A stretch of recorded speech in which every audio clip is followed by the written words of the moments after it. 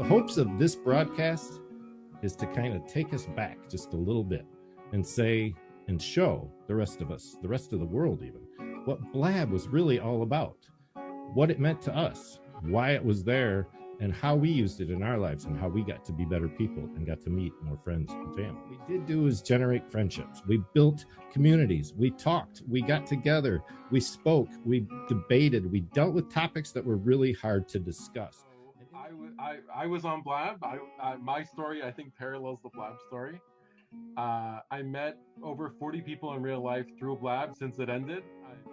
And then, Colin and I and JS and Karen and Sunday and Gabe were the producers of Nerd World. Remember the Nerd World show? We also did the Blabathon. Colin and I did the Blabathon for Jamie Mesner. And we also produced the Blab Awards. Really, one of my highlights of my Blab time was making the Blab the musical. These 4 spots, these 4 squares, they became part of my everyday.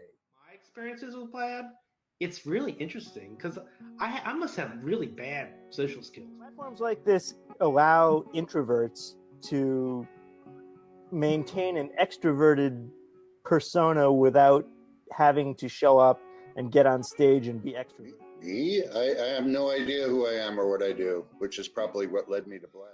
My whole idea for my show was you would come in an okay mood, but you would leave with positive energy. That was kind of my thing. All of these people are showing up like they are. I simply posted a couple of posts out to Facebook and it went viral. So I just have to thank all those who are here today watching and waiting patiently to come out. Oh my God, this is so much fun. I came totally by accident, but this guy came on from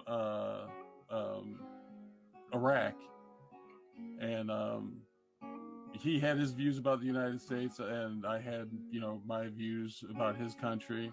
And by the end of the time, me and him talking together, the barriers were down. It was so, it was life changing. It was so cool. The things that I learned mostly on Blab is this, and the 3 people here, I'm glad they're here. I just made this my home. I remember Shoshana's in the house. I remember telling Shoshana, I'm like, oh my God, get your ass over here. My first Blab was like me just blabbing at poor Shoshana. But the big thing that Blab did for me is it helped me birth my book. Blab was where I actually sourced and did all of the research for my book on the inner critic. Revolution. And I was laughing a lot on there.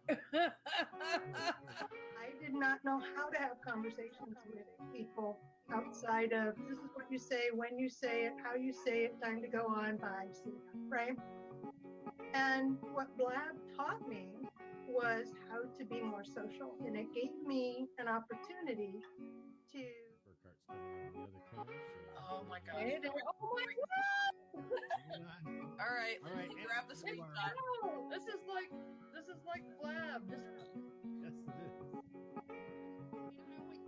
Religiously, every time I came on cam, my children started screaming, and I used to be so embarrassed about that. And now I'm just like, this is my kid. Nice to meet you. He's not camming, he's just watching. Stacy, this wasn't my idea. Oh, Joe, how sweet. Love you.